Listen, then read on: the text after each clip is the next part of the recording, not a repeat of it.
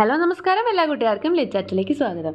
അപ്പോൾ ഈ ഒരു വീഡിയോയിൽ നമ്മുടെ ജെൻഡർ സ്കൂൾ ആൻഡ് സൊസൈറ്റി എന്നുള്ള സബ്ജക്റ്റിലത്തെ 4ാമത്തെ യൂണിറ്റിൽ safety of girls and women എന്നുള്ള ആ ഒരു യൂണിറ്റാണ് നമ്മൾ ഡിസ്കസ് ചെയ്യാനായിട്ട് പോകുന്നത്. അപ്പോൾ ഇതിൻ്റെ മുന്നത്തെ 3 യൂണിറ്റുകളും നമ്മൾ ഓൾറെഡി അപ്ലോഡ് ചെയ്ത് നമ്മുടെ പ്ലേലിസ്റ്റിൽ അവൈലബിൾ ആണ്. കണ്ടില്ലാത്തവർ തീർച്ചയായിട്ടും കാണാനായിട്ട് ശ്രദ്ധിക്കുക. ബിഫോർ കട്ടിങ് സ്റ്റാർട്ടഡ് ആരെങ്കിലും ആദ്യമായിട്ടാണ് നമ്മുടെ ചാനൽ കാണുന്നതെങ്കിൽ തീർച്ചയായും സബ്സ്ക്രൈബ് ചെയ്യുക, സപ്പോർട്ട് ചെയ്യുക കേട്ടോ. അപ്പോൾ നമ്മുടെ ഫസ്റ്റ് ടോപ്പിക് ഇതിനകത്ത് വരുന്ന safety of girls and women at school, home and work place. ഇതിന് നമുക്ക് ഗേൾസിൻ്റെയും സ്ത്രീകളുടെയും സുരക്ഷയെക്കുറിച്ചാണ് പറയുന്നത്. അതിനെ 3ആക്കി ഡിവൈഡ് ചെയ്തിട്ട് നമുക്ക് എഴുതാം. സ്കൂളിലെ ഗേൾസിൻ്റെയും സ്ത്രീകളുടെയും സുരക്ഷ, അതേപോലെ തന്നെ ഹോമിലത്തെ വീട്ടിലത്തെ സുരക്ഷ, അതേപോലെ തന്നെ വർക്ക് പ്ലേസിലെ സുരക്ഷ. അങ്ങനെ സെപ്പറേറ്റ് 3 ടോപ്പിക്കായിട്ട് നമുക്ക് എഴുതാം കേട്ടോ. ഒന്നിച്ച് ചെറിയ ടോപ്പിക്കായിട്ട് വരാൻ, ചെറിയ മാർക്കിനുള്ള ക്വസ്റ്റ്യനായിട്ട് വരാൻ ചാൻസ് ഇല്ല. അങ്ങനെ വരികയാണെങ്കിൽ നിങ്ങൾക്ക് ഒന്നിച്ച് എഴുതാം. അല്ല ഒത്തിരി എക്സ്പാൻഡ് ചെയ്ത് എഴുതേണ്ടതാണെങ്കിൽ 3ആക്കി തിരിച്ചെഴുതാം. ഞാൻ അങ്ങനെ 3ആക്കി തിരിച്ചിട്ടാണ് എഴുതിയിരിക്കണം. ഇതന്നെ ഷോർട്ടാക്കിയിട്ട് എഴുതിയിരിക്കണം. ഇത് നിങ്ങൾക്ക് മാർക്ക് അനുസരിച്ച് എക്സ്പാൻഡ് ചെയ്യാം കേട്ടോ. സ്കൂളിൽ നമുക്ക് എന്തൊക്കെ ചെയ്യാം? സേഫ് ആൻഡ് ഇൻക്ലൂസീവ് എൻവയൺമെൻറ്റ്, നമുക്ക് എല്ലാവരെയും ഇൻക്ലൂഡ് ചെയ്യിക്കുന്ന തരത്തിൽ സേഫ് ആയിട്ടുള്ള ഒരു ചുറ്റുപാട് നമുക്ക് കുട്ടികൾക്ക് ഉണ്ടാക്കി കൊടുക്കാം. Foster A culture of respect and inclusivity, അവിടെ ആ ഒരു റെസ്പെക്റ്റ് കുട്ടികൾ തമ്മിൽ ഉണ്ടാവാനും, പെൺകുട്ടികളാണെങ്കിലും നമ്മുടെ സ്ത്രീകളായിട്ടുള്ള ആളുകളായാലും എല്ലാവർക്കും ആ തരത്തിലുള്ള ഒരു സേഫ് ആയിട്ടുള്ള ഇൻക്ലൂസീവ് ആയിട്ടുള്ള എൻവയൺമെൻറ്റ് കിട്ടാൻ പാകത്തിനുള്ള കാര്യങ്ങൾ നമ്മൾ ചെയ്യണം. പിന്നെന്താ, prevention of bullying and harassment, തരത്തിലുള്ള കളിയാക്കലുകൾ, ഹറാസ്മെൻറ്റ് പോലത്തെ കാര്യങ്ങളിൽ നിന്നൊക്കെ അവർക്ക് സംരക്ഷണം ഉണ്ടാക്കണം. പിന്നെ എന്താ, സപ്പോർട്ട് സിസ്റ്റംസ് ആണ് കേട്ടോ. അതിന് വേണ്ടിയിട്ട് കുട്ടികളെ സപ്പോർട്ട് ചെയ്യാൻ വേണ്ടിയിട്ട് establish support system such as counselling and reporting mechanism. എന്തെങ്കിലും പ്രശ്നം ഉണ്ടായിട്ടുണ്ടെങ്കിൽ അതിനെ റിപ്പോർട്ട് ചെയ്യാൻ വേണ്ടിയിട്ടുള്ള സാഹചര്യങ്ങൾ അവിടെ ഉണ്ടാവണം. അതേപോലെ തന്നെ അതായത് അതോറിറ്റീനെ അറിയിക്കാൻ പറ്റിയ സിറ്റുവേഷൻ അവിടെ ഉണ്ടാവണം. അങ്ങനെ പ്രശ്നങ്ങൾ സംഭവിക്കുന്ന കുട്ടികൾക്ക് കൗൺസിലിംഗ് കൊടുക്കാനുള്ള സൗകര്യങ്ങൾ ഉണ്ടാവണം. അവയർനെസ് ആൻഡ് എഡ്യൂക്കേഷൻ, കൃത്യമായിട്ടുള്ള അവയർനെസ്സും അതേപോലെ തന്നെ എഡ്യൂക്കേഷൻ കൊടുക്കണം. ഗേൾസിനായിക്കോട്ടെ ബോയ്സിനായിക്കോട്ടെ രണ്ട് വിഭാഗത്തിലുള്ളവർക്കും കറക്റ്റായിട്ടുള്ള അവയർനെസ്സും അതിനുള്ള എഡ്യൂക്കേഷനും കൊടുക്കേണ്ടതുണ്ട്. Educate students, teachers and staff on respect, concern and boundaries. അത് കുട്ടികൾക്ക് മാത്രമല്ല, ടീച്ചേഴ്സിനായിക്കോട്ടെ സ്റ്റാഫിനായിക്കോട്ടെ അതേപോലെ തന്നെ അവർക്ക് എല്ലാവർക്കും എസ്പെഷ്യലി കുട്ടികൾക്ക് എന്ത് ചെയ്യണം, എന്താണ് കൺസെൻറ്റ്, എന്താണ് ബൗണ്ടറീസ്, നമ്മൾ എവിടെയൊക്കെ ബൗണ്ടറീസ് വെക്കണം എന്നതിനെക്കുറിച്ച്. അപ്പോൾ നമ്മൾ പറയില്ലേ ഗുഡ് ടച്ച് ബാഡ് ടച്ച് ഒക്കെ പഠിപ്പിച്ചു കൊടുക്കണം എന്ന് പറയില്ലേ, അതൊക്കെയാണ് ഉദ്ദേശിക്കുന്നത്. പിന്നെന്താ, അപ്പോൾ നമ്മൾ teachers, management, administrator and the entire stakeholders are responsible for the safety of girls and women in the school. അപ്പോൾ അതുകൊണ്ട് തന്നെ ടീച്ചേഴ്സിനും മാനേജ്മെൻറ്റിനും അഡ്മിനിസ്ട്രേറ്ററിനും എല്ലാവർക്കും ആ എൻറ്റയർ സ്റ്റേക്ക് ഹോൾഡേഴ്സിനും അതിൻ്റെ റെസ്പോൺസിബിലിറ്റി ഉണ്ട് കുട്ടികളുടെ സേഫ്റ്റിയുടെ കാര്യത്തിൽ അല്ലേ. അപ്പോൾ സപ്പോസ് ഇങ്ങനത്തെ safety of girls at school എന്ന് പറഞ്ഞിട്ട് ടോപ്പിക്ക് ചോദിക്കുകയാണ്, അത് അത്യാവശ്യം വലിയൊരു ടോപ്പിക്കാണെന്നുണ്ടെങ്കിൽ നമുക്ക് അതിന് എന്ത് ചെയ്യാം, ഈ പറഞ്ഞ പോലെ പോയിന്റ്സ് എഴുതാം. എന്നിട്ട് അതിൽ ഓരോരുത്തരുടെയും റെസ്പോൺസിബിലിറ്റി വെച്ച് സെപ്പറേറ്റ് ചെയ്ത് എഴുതാം. ടീച്ചറുടെ റെസ്പോൺസിബിലിറ്റി, മാനേജ്മെൻറ്റിൻ്റെ റെസ്പോൺസിബിലിറ്റി, അതേപോലെ സ്റ്റേക്ക് ഹോൾഡേഴ്സിൻ്റെ റെസ്പോൺസിബിലിറ്റി, അങ്ങനെ സെപ്പറേറ്റ് ആക്കിയിട്ട് അങ്ങനെയും നമുക്ക് എക്സ്പാൻഡ് ചെയ്യാം. അതൊക്കെ നിങ്ങളുടെ ലോജിക്ക് അനുസരിച്ച് ചെയ്യുക. ചോദ്യം വരുന്ന അനുസരിച്ച് ഉത്തരത്തിനെ വളച്ചൊടിക്കുക. ഇനി അറ്റ് ഹോം, വീട്ടിലത്തെ കാര്യങ്ങളാണ്. റെസ്പെക്ട്ഫുൾ റിലേഷൻഷിപ്പ്, പരസ്പരം ആ ഒരു റെസ്പെക്ട്ഫുൾ ആയിട്ടുള്ള റിലേഷൻഷിപ്പ് നമ്മൾ എന്ത് ചെയ്യരുത്, ആ ഒരു എന്താ പറയുക, ആൺകുട്ടികളും പെൺകുട്ടികളും സെപ്പറേറ്റ് റൂളുകൾ വെച്ചിട്ട് ഒരിക്കലും നമ്മൾ ചെയ്യരുത്. അവർക്ക് കറക്റ്റ് ആയിട്ടുള്ള റിലേഷൻഷിപ്പ് മെയിൻറ്റെയിൻ ചെയ്യാനും അവർക്ക് ഒരേപോലത്തെ എന്താ പറയുക അറ്റ്മോസ്ഫിയർ പ്രൊവൈഡ് ചെയ്യാനായിട്ട് നമ്മൾ ശ്രദ്ധിക്കണം. Foster respectful and equal relationship with the family. Safe environment, ensure A safe and secure physical environment. കുട്ടികൾ നമ്മുടെ വീട്ടിലാണെങ്കിൽ പോലും അവർ സേഫ് ആണെന്നുള്ളത് നമ്മൾ എന്ത് ചെയ്യണം, കറക്റ്റായിട്ട് നമ്മളത് മോണിറ്റർ ചെയ്യണം, അത് ഉറപ്പ് വരുത്തുക തന്നെ വേണം. Support systems, establish support systems such as counselling and resources. ഇവിടെ കൗൺസിലിംഗ് എന്നതുകൊണ്ട് നമുക്ക് ആ ഒരു സ്കൂളിൽ പറഞ്ഞ അതേ മീനിങ്ങൾ എടുത്തോളണമെന്നില്ല. നമുക്ക് എന്താ, നമ്മുടെ കുട്ടികൾക്ക് നമ്മുടെ അടുത്ത് ഓപ്പണായിട്ട് സംസാരിക്കാനുള്ള ഒരു എന്താ പറയുക സിറ്റുവേഷൻ നമ്മൾ ഉണ്ടാക്കി കൊടുക്കണം. എന്തെങ്കിലും പ്രശ്നങ്ങൾ ആ കുട്ടി ഫേസ് ചെയ്യുന്നുണ്ടെങ്കിൽ അവനല്ലെങ്കിൽ അവളത് ഓപ്പണായിട്ട് നമ്മുടെ അടുത്ത് പറയാനുള്ള ആ ഒരു റിലേഷൻഷിപ്പ് ആയിരിക്കണം നമ്മൾ തമ്മിൽ ഉണ്ടാവേണ്ടത്. Awareness and educate family members on respect, concern and boundaries. അതേപോലെ ഫാമിലിയിലുള്ള മറ്റ് മെമ്പേഴ്സിൻ്റെ അടുത്തൊക്കെയും മറ്റുള്ള എന്താ പറയുക ആൺകുട്ടികളായിക്കോട്ടെ അങ്ങനെ വേറെ ആര് തന്നെ ആയിക്കോട്ടെ അവരുടെ അടുത്തൊക്കെയും ഈ പറയുന്ന കാര്യങ്ങളെക്കുറിച്ച് അവർക്കൊക്കെയും അവയർനെസ് ഉണ്ടാവണം. ഒരു പെൺകുട്ടി ഉണ്ടെങ്കിൽ ആ പെൺകുട്ടി മാത്രമല്ല അറിയേണ്ടത് എന്താണ് ബൗണ്ടറി എന്നും എന്താണ് റെസ്പെക്റ്റ് എന്നും എന്താണ് കൺസെൻറ്റ് എന്നും അറിയേണ്ടത് ആ കുട്ടി മാത്രമല്ല, മറ്റുള്ള എല്ലാ മെമ്പേഴ്സും അതിനെക്കുറിച്ച് അറിവുള്ളവരായിരിക്കണം. പിന്നെ പറയുന്നത് വർക്ക് പ്ലേസ് ആണ്. വർക്ക് പ്ലേസ് ആകുമ്പോൾ വർക്ക് പ്ലേസിലെ ജോലി സ്ഥലങ്ങൾ, തൊഴിലിടങ്ങളിലെ സ്ത്രീകളുടെ കാര്യങ്ങളാണ് പറയുന്നത്.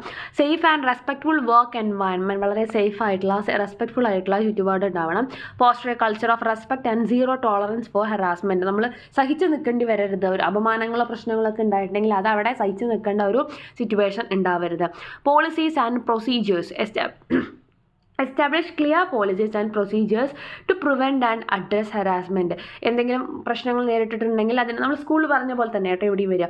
അവിടെ കുട്ടികളാണ് എസ്പെഷ്യലി നമ്മൾ എടുത്ത് പറയുന്നത്, ഇവിടെ സ്ത്രീകളെ കുറിച്ചാണ്. അപ്പോൾ അവർക്ക് പ്രശ്നങ്ങൾ ഉണ്ടായിട്ടുണ്ടെങ്കിൽ അതിനെ പ്രതികരിക്കാൻ പാകത്തിനുള്ള പോളിസികളും പ്രൊസീജിയേഴ്സും നമ്മളവിടെ പ്രൊവൈഡ് ചെയ്യണം. പിന്നെ എന്താ support systems, provide support systems such as counselling and reporting mechanism. പ്രശ്നങ്ങൾ ഉണ്ടെങ്കിൽ റിപ്പോർട്ട് ചെയ്യാനുള്ള സിസ്റ്റം ഉണ്ടായിരിക്കണം. അതേപോലെ തന്നെ അവിടെ അവർക്ക് കറക്റ്റായിട്ട് കൗൺസിലിംഗ് കാര്യങ്ങളും പ്രൊവൈഡ് ചെയ്യാനുള്ള ഓപ്പർച്യൂണിറ്റീസ് ഉണ്ടാവണം. Training and awareness, educate employees on respect, consent and boundaries. നമ്മൾ സ്കൂളിൽ പറഞ്ഞ സെയിം പോയിന്റ്സ് തന്നെ കേട്ടോ, അതിൻ്റെ കോണ്ടെക്സ്റ്റ് മാറുന്നേ ഉള്ളൂ. അതിലെ കാര്യങ്ങളൊക്കെ നമുക്ക് അതേപോലെ തന്നെ എഴുതാവുന്നതാണ്. ഇനി നമുക്ക് ഇതിൻ്റെ ബെനിഫിറ്റ്സ് എന്ന് പറഞ്ഞിട്ട് ഒരു എക്സ്ട്രാ വേണമെങ്കിൽ സെക്ഷൻ ആഡ് ചെയ്യാം. ഇതൊക്കെ നിങ്ങളുടെ ഇഷ്ടമാണ് കേട്ടോ. ഇൻക്രീസ് ദ സേഫ്റ്റി, അവർക്ക് ഒരു സേഫ്റ്റി ഫീൽ ചെയ്യും.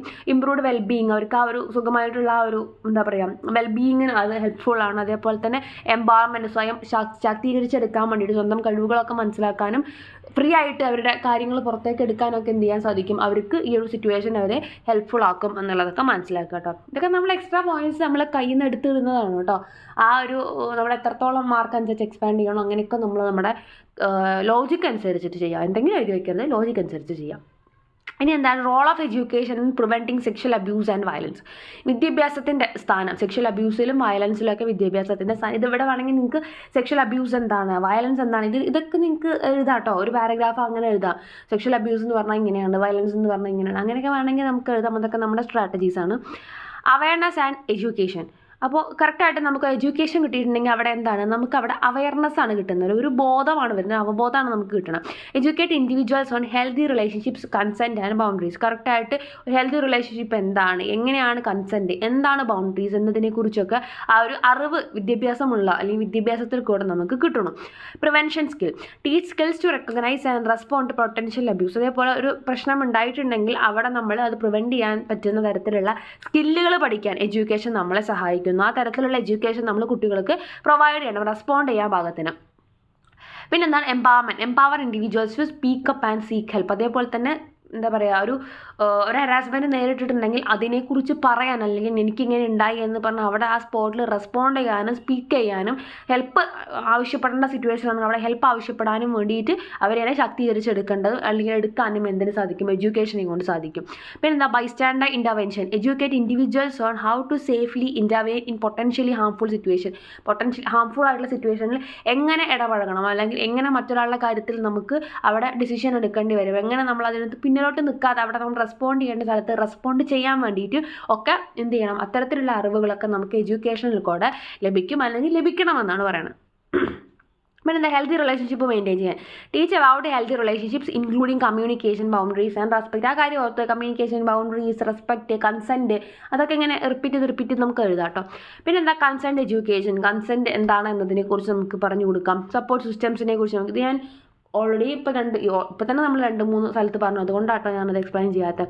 സേഫ് ആൻഡ് സപ്പോർട്ടീവ് എൻവയോൺമെൻറ്റ്, സേഫായിട്ടുള്ള എൻവയോൺമെൻറ്റ് നമ്മൾ ഒരുക്കി കൊടുക്കണം.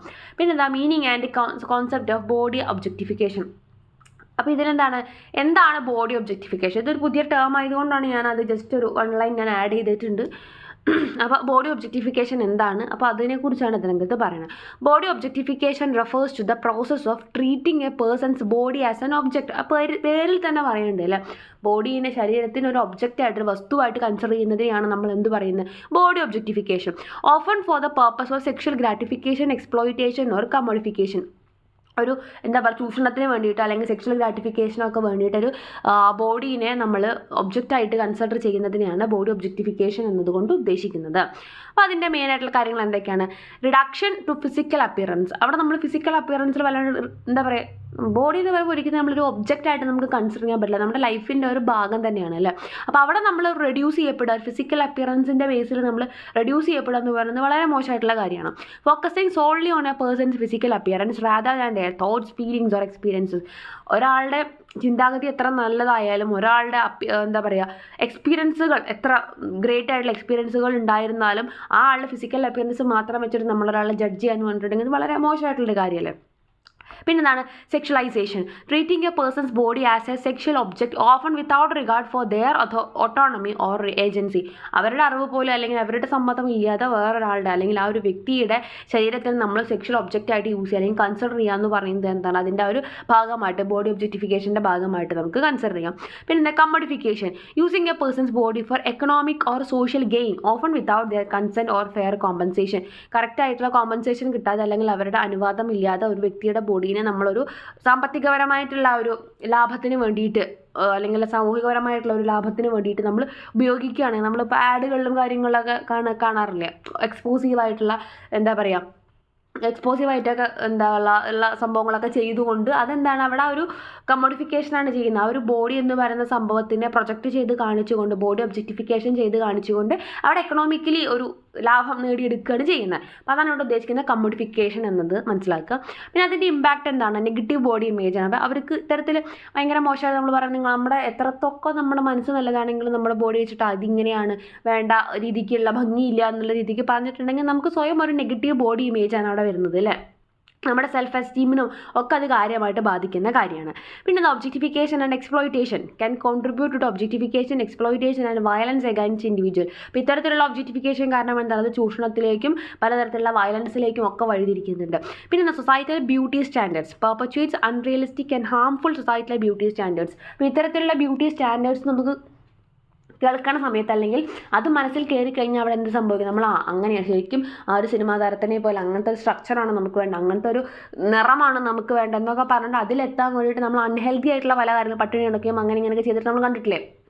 ആളുകൾ മരിക്കുന്നതൊക്കെ നമ്മൾ കണ്ടിട്ടുണ്ട് അല്ലേ, ഡയറ്റ് ചെയ്യാൻ വേണ്ടി പട്ടിണി കിടന്ന് അവസാനം കുഴഞ്ഞു വീഴുന്ന് മരിക്കുന്നതൊക്കെ നമ്മൾ കണ്ടിട്ടുണ്ട്. അപ്പോൾ അത്തരത്തിൽ അൺഹെൽത്തി ആയിട്ടുള്ള പല കാര്യങ്ങളിലേക്കും അത് നയിക്കുന്നു എന്ന കാര്യം ഓർത്തു വയ്ക്കാം. പിന്നെ എന്താണ് combating female body objectification, role of teachers and parents.